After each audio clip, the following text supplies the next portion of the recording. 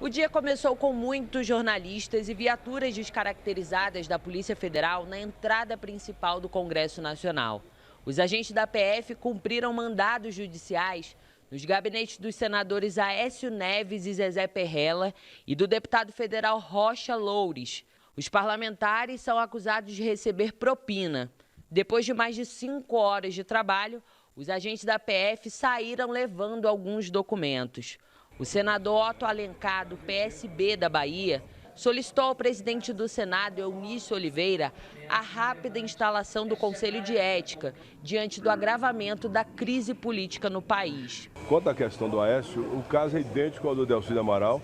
Eu creio que o Senado Federal, que não instalou ainda o Conselho de Ética, deveria fazê-lo para ser apreciado no Conselho de Ética e, posteriormente, no plenário do Senado. Poucos parlamentares apareceram no Congresso, mas os que vieram participaram de reuniões para decidir os próximos passos, depois que a delação dos donos da empresa JBS citaram gravações em que o presidente Michel Temer dá o aval para a compra do silêncio do ex-deputado federal Eduardo Cunha.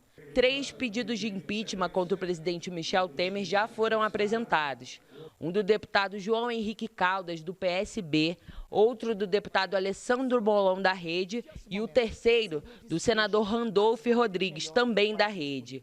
Mas, para o senador Randolph, a saída mais rápida seria a renúncia de Temer. Acabou este governo.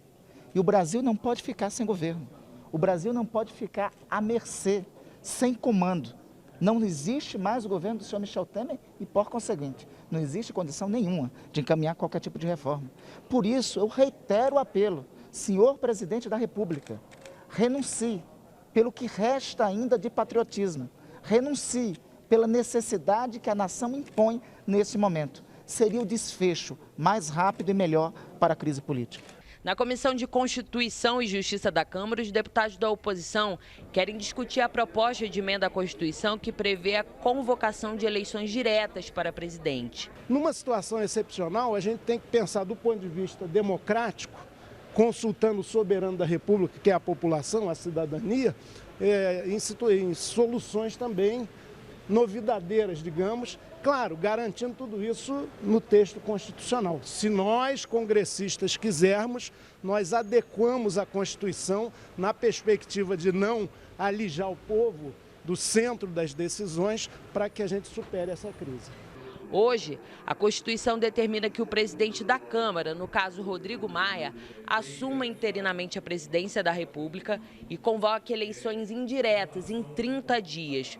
Os deputados e os senadores elegem o presidente e o vice em sessão conjunta. A proposta é modificar a Constituição e garantir eleições diretas. O presidente da comissão, o deputado Rodrigo Pacheco, do PMDB, marcou para a próxima semana o início das discussões. Ele disse que esse é um debate que precisa ser enfrentado. Hoje não foi possível, eu até estava aqui, mas não houve quórum para a instalação da sessão da Comissão de Constituição e Justiça. Nós, então, cancelamos a reunião. Também não poderia haver a inclusão de uma PEC numa quinta-feira, um acordo também para não se votar a proposta de emenda à Constituição às quintas-feiras. Então, em razão disso, atendendo esse apelo e pela conveniência dessa ocasião também, em razão deste apelo dos deputados, nós pautaremos na terça-feira. Essa pauta será publicada agora, sexta-feira. Mas não foi só aqui em Brasília que houve um grande tumulto durante o dia. Lá em Curitiba, a Polícia Federal também cumpriu mandados judiciais. E quem tem mais informações é a repórter Thaís Sterholf. Pois é, Yasmin, depois dos gabinetes no Congresso do deputado federal Rodrigo Rocha Loures, do PMDB, e do senador Zezé Perrella, do PSDB, que estão envolvidos diretamente nos escândalos do presidente Michel Temer e de Aécio Neves terem sido alvos dessa operação, aqui em Curitiba, cerca de 12 policiais federais cumpriram um mandado de busca e apreensão no imóvel de Rocha Loures. Atualmente, quem mora no local é a ex-mulher do deputado. Mas a casa foi registrada na Justiça Eleitoral em 2014 como propriedade dele. Depois, a PF se dirigiu a outro endereço, onde fica o apartamento em que o parlamentar de fato vive. A Polícia Federal cumpriu também na manhã de hoje um novo mandado de prisão preventiva contra o ex-presidente da Câmara dos Deputados, Eduardo Cunha. Ele foi notificado dentro do Complexo Médico Penal na região metropolitana de Curitiba, onde cumpre pena de um processo da Operação Lava Jato em que já foi condenado. O mandado foi expedido pelo ministro Edson Fachin, relator da Lava Jato no Supremo Tribunal Federal, como parte da Operação Patmos, deflagrada a partir da colaboração premiada dos donos da JBS. Cunha está preso desde outubro de 2016. Em março deste ano, ele foi condenado a 15 anos e 4 meses de reclusão por corrupção. Esse pedido de prisão preventiva dificulta o uso de habeas corpus para que Cunha saia da cadeia. Os advogados dele renunciaram hoje à defesa do ex-deputado por questões éticas. Os agentes também fizeram buscas no Rio de Janeiro e quem conta como foi a operação é a jornalista Gabriela Mendonça. Isso mesmo, Thaís. A Polícia Federal e o Ministério Público Federal cumpriram nesta manhã mandados de busca e apreensão no Rio, em endereços ligados a Aécio Neves. Um deles foi aqui em Ipanema, na Zona Sul Carioca, no próprio apartamento dele. Ao chegar aqui, os agentes não encontraram ninguém. Por isso, eles precisaram da ajuda de um chaveiro para abrir a porta.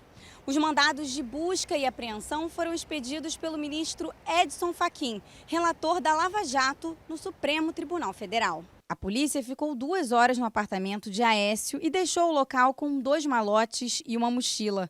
A operação foi deflagrada depois que o tucano foi gravado pedindo R$2 milhões à JBS. Segundo ele, a quantia era para pagar a defesa dele na Lava Jato. O dinheiro foi entregue ao primo de Aécio, Frederico Pacheco, que foi preso hoje em Belo Horizonte. A Polícia Federal rastreou o dinheiro e descobriu que ele foi depositado numa empresa do senador Zezé Perrella, do PSDB de Minas Gerais.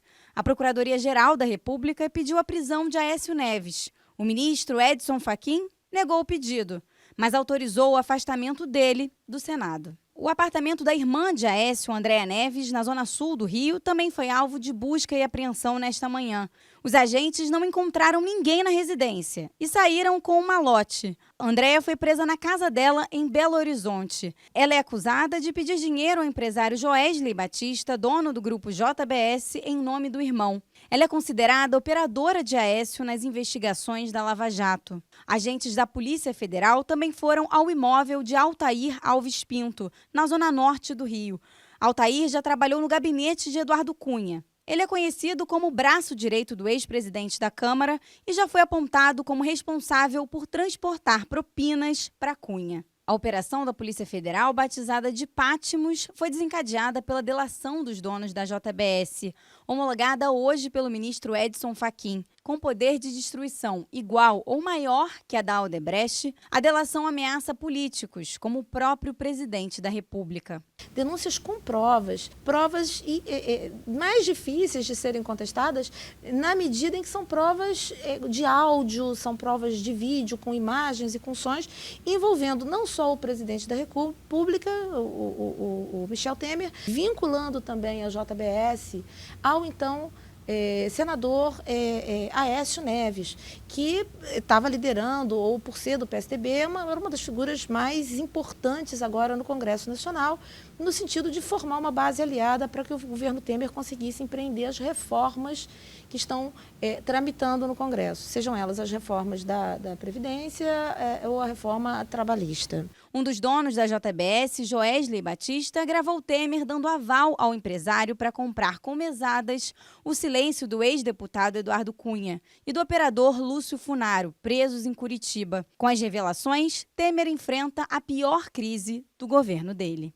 A situação, tanto do presidente da República quanto das reformas, essa situação é uma situação bastante delicada. A partir do momento que os áudios forem ouvidos por todos, acho que fica mais fácil a gente tentar desenhar um pouquinho como pode acontecer aí, o que pode acontecer. Se vai acontecer um grande consenso, um grande pacto, e aí uma renúncia, se o processo de impeachment, por uma questão de consenso também, possa tramitar rapidamente para que o Temer seja logo afastado por 160 dias, o mais brevemente possível.